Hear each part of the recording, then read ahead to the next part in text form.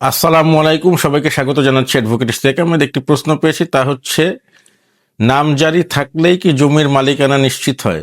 এর উত্তর হচ্ছে না। শুধু নামজারি থাকলেই জমির মালিকানা সৃষ্টি হয় না, এর সাথে আনুষঙ্গিক আরো কিছু বিষয় থাকতে হয়।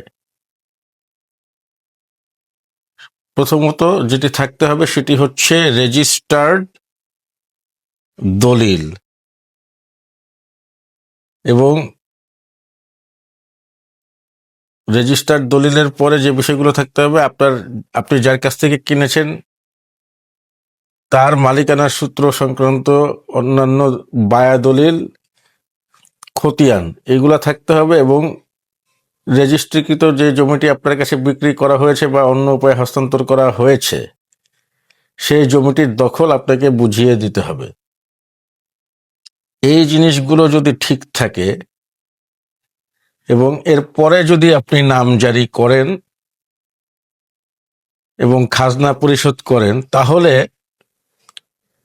জমির মালিক এই নামজারি বাতিল না করে কিংবা অন্য কোনো লিগ্যাল স্টেপে না গিয়ে আপনার বিরুদ্ধে কোনো পদক্ষেপ নিতে পারবে না, বা এই জমির মালিকানা আপনার থেকে কেড়ে নিতে পারবে না, বা অন্যত্র জমি বিক্রি করতে পারবে না।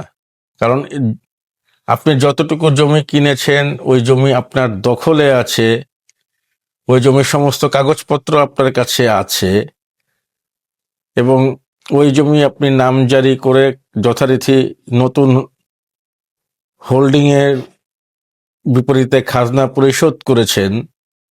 সুতরাং এটি আপনার কাছ থেকে কেউ কেড়ে নিতে পারবে না। যা হোক, আজকের আলোচনা এতটুকুই। আপনাদের সুস্থতা কামনা করে বিদায় নিচ্ছি। আল্লাহ হাফেজ।